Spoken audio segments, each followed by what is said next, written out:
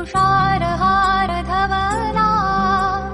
या शुभ्रवस्त्रावृता या वीणावरदण्डमण्डितकरा या श्वेतपद्मासना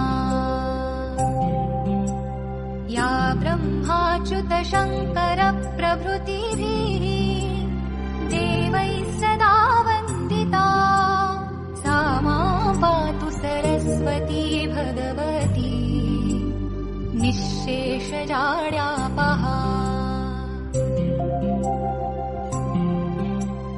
शुक्लां ब्रह्मविचारसारपरमाम् आद्यां जगद्व्यापिनीम् वीणापुस्तकधारिणीम् अभयदाम् जाड्यान्धकारापहा। हस्ते स्फाटिकमालिकां विदधतीम् पद्मासने संस्थिताम् वन्दे तां परमेश्वरीं भगवतीम् बुद्धिप्रदां शारदाम्।